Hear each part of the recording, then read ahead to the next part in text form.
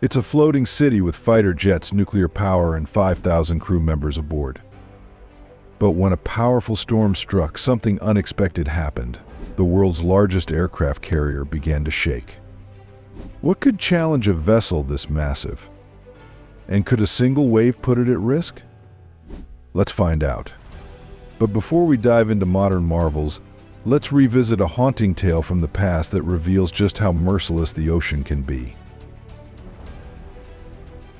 On the night of September 29, 2015, the SS Alaro, a large cargo ship led by Captain Michael Davidson, left Jacksonville, Florida, heading for San Juan, Puerto Rico. The sea was calm, though a tropical storm named Joaquin was forming far to the east, still harmless at the time. 2 days later, Joaquin became a powerful Category 4 hurricane. The waves over 40 feet slammed into the ship. The winds above 80 knots tore at it. A vessel built to withstand nature was now struggling like a piece of driftwood. By 7:30 a.m., the Alaro had taken on water and was listing 15 degrees. The captain's final message claimed they had it under control. Then radios and GPS stopped, no flares and signals. The ship vanished. Search teams were sent. The first signs came days later: a lifeboat, debris, no survivors. On October 5th, the search ended. The Alaro was declared lost, likely sunk near the storm center. People wonder how such a large ship could disappear. But cargo vessels like the Alaro are even bigger than aircraft carriers. If the sea can destroy one, could it also claim a military giant like the USS Gerald R. Ford? If you were a sailor on deck when the storm hit, what would you do? Ride it out or jump for your life? Drop your answer in the comments below. If a massive cargo vessel could vanish without a trace, what about military ships? Are they as invincible as we think? Although accidents can occur before or during a voyage, one notable incident took place on July 8, 2022, at Ente, when an F/A-18 Super Hornet fighter jet fell into the Mediterranean Sea from the deck of the aircraft carrier USS Harry S. Truman. The aircraft, part of Carrier Air Wing 1, was blown overboard due to unexpected heavy weather while the ship was conducting an at-sea resupply operation. This was a significant event. The F/A-18 is a key component of the ship's defensive and strike capabilities. According to official reports, strong winds during the storm lifted the jet off the deck, despite the ship's advanced technology and strict safety protocols. The United States Navy confirmed that the aircraft was lost due to heavy weather conditions, but emphasized that all personnel were accounted for and no injuries occurred. The incident serves as a powerful reminder that, even with modern engineering and military readiness, the forces of nature can still present unpredictable challenges, even for one of the world's most powerful naval forces. This wasn't a one-off incident. So, what are modern aircraft carriers doing to brace against nature's wrath? All of these incidents, including the sinking of ships, prompted authorities to upgrade aircraft carriers to prevent similar problems. A newly installed giant anchor now ensures stability during aircraft loading and takeoff. This anchor does more than just secure the vessel, it helps the carrier maintain balance under various sea conditions, which is crucial for safely launching and recovering aircraft. In rough weather, this added stability helps prevent disruptions and keeps operations safe. Additionally, the anchor helps control the ship's position in tight spaces, such as crowded ports. With these improvements, even the world's largest aircraft carriers are better equipped to remain stable and secure. Now that we've seen the upgrades, let's meet the titan that redefines naval engineering, a ship built to lead in the harshest conditions. Before exploring, I have a special 10-second request for all of you listening. If you can help me in any way, just hit the notification bell and hit that subscribe button. It helps this channel so much. And if you do that, I will do everything I can to make this show even better for you. Deal? Meet the USS Gerald R. Ford, the world's largest aircraft carrier. Before its debut, the U.S. Navy primarily used the Nimitz-class carriers. That changed in 2008 when, on September 10th, the Navy signed a $5.1 billion contract with Northrop Grumman to build a new class of carriers. The Gerald R. Ford is the first of this next generation, offering major upgrades over the Nimitz class. It features advanced radar systems, a new command and control setup, and was officially delivered in 2016. More than a carrier, this class serves as a key asset in crisis response, power projection, and humanitarian missions. It brings enhanced combat capability, improved living conditions for sailors, and reduced lifetime costs, saving over $4 billion across a 50-year service life. It operates with 700 fewer crew than its predecessor and requires about 400 fewer personnel in its air wing. New technologies lower maintenance needs, and an all-electric utility system replaces traditional steam lines, reducing corrosion. For innovations such as the A1 billion reactor, electromagnetic launch system, and advanced arresting gear enhance efficiency and allow the ship to launch 33% more aircraft than the Nimitz class. It's also equipped to support future systems like directed energy weapons. Despite its massive size, the Ford class is engineered to stay balanced in rough seas. Its hull design helps it remain stable and afloat under challenging conditions. But even with all this, one question remains: can it truly withstand the full power of the ocean? With all this advanced tech and design, how does this colossal vessel stay afloat? While tapered hulls may make aircraft carriers look unstable, there's more going on beneath the surface. These massive ships float thanks to buoyancy. As Archimedes discovered, an object in water experiences an upward buoyant force. If the object is less dense than the water it displaces, it floats. That's how ships like aircraft carriers stay afloat. They also feature sharp prows, the front section above the waterline.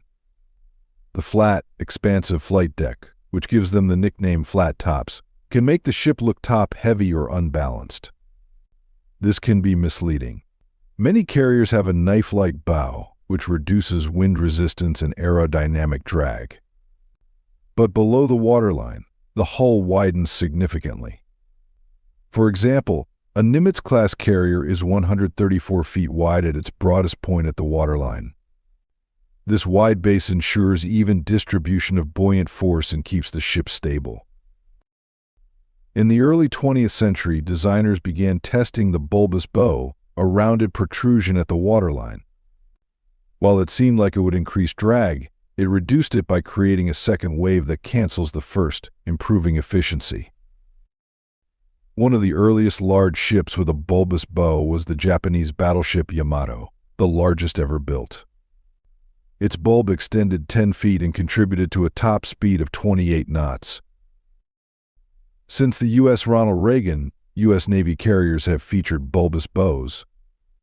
They are now standard on Ford-class carriers like the USS Gerald R. Ford and future vessels like the John F. Kennedy, Enterprise, and Doris Miller. These designs are also used on Wasp and America-class assault ships, as well as Arleigh Burke and Zumwalt-class destroyers. But floating is only one part of the puzzle. What keeps this behemoth stable through monster waves? When constructing ships, ballast tanks are installed in various locations to help maintain stability during sea voyages. This isn't a new concept, it dates back to ancient times. Early ships used solid ballast materials like sandbags, rocks, and iron blocks. These were loaded or removed after cargo operations to help stabilize the vessel. Today, the system is more advanced. Modern ships use liquid ballast such as fresh water, salt water, or brackish water stored in dedicated ballast tanks. As ships have grown in size and cargo loads vary from port to port, water ballast is essential for maintaining proper trim and stability during transit. But what happens if a ship doesn't have ballast? the propeller might not stay fully submerged, reducing engine efficiency. The ship could list or trim improperly, especially if the cargo capacity isn't fully met. This could increase structural stresses like bending and slamming, and even lead to instability in both the lateral and longitudinal directions. To prevent these issues, ships take on ballast water to ensure safe, stable sailing conditions. Ballasting reduces hull stress, improves transverse stability, and helps keep the propeller and rudder submerged, critical for maneuverability and propulsion efficiency. As a ship uses fuel and water during a voyage, it loses weight. Ballast operations help compensate for this loss. On every vessel, the chief officer and captain are responsible for managing ballast adjustments depending on the ship's stability at any given time. Now that we've covered balance, what about movement? How do such massive ships steer and surge forward with precision? The rudder creates a turning moment around the ship's center of gravity. But considering the rudder's size compared to the massive hull, it's easy to wonder how such a small component can influence the direction of an entire ship. In reality, the rudder doesn't directly turn the ship. The force it generates is small, but effective. It works by redirecting the flow of water, creating a pressure difference behind the blade. This change in water flow generates a force that causes the ship to turn in the opposite direction. The rudder allows the helmsman to steer and adjust the ship's course. While steering and course correction may sound similar, they are distinct functions. Rudders not only help in directional control but also assist in countering external forces like wind or currents, contributing to the ship's overall stability. Rudders also provide resistance against forces that could destabilize the vessel. On the other hand, propellers are responsible for forward motion. They generate thrust by rotating and pushing water backward, moving the ship forward, similar to how a screw pulls through a material. These are typically powered by engines or motors. A ship's propeller can move large vessels at speeds of around 15 knots, while commercial aircraft propellers can reach speeds of 550 miles per hour. Along with these systems, regular maintenance and inspection are crucial to ensure smooth and safe ship operations, something the Navy takes very seriously. All these systems sound flawless, but how do they hold up over time? The answer lies in an often overlooked yet vital aspect: maintenance. A ship's maintenance plan is designed to complete the highest amount of repair work in the shortest possible time and at the lowest cost. Maintenance ensures the ship remains seaworthy by keeping its machinery updated and operating smoothly. Regular upkeep prolongs the ship's service life, improves efficiency, and helps prevent mechanical failures. A well-maintained ship is the foundation of safe, reliable operations. Just like any complex machine, ships can experience failures if not properly maintained, much like an aircraft needing all systems to function while in flight. To reduce risks, three main types of maintenance systems are used: preventive, corrective, and condition-based maintenance. Preventive maintenance is done at set intervals, such as every 6 months or after a specific number of operating hours, regardless of the machinery's condition. This proactive approach ensures everything is kept in top working order. Corrective maintenance is performed only after a problem occurs. While necessary in some situations, it can lead to unexpected downtime and is generally less efficient than preventive methods. Condition-based maintenance involves continuously monitoring equipment performance using sensors and data analysis to decide when maintenance is truly needed. This method blends the benefits of preventive care with real-time insights. Although these systems help maintain a ship in peak condition, no machine is completely immune to wear or failure. That's why maritime authorities plan for all possibilities to ensure safety and reliability at sea. If you learn something new about what keeps these giants afloat, hit that like button. It tells the algorithm you're into real naval engineering, not Hollywood fiction. But machines are only part of the equation. What about the people behind the controls?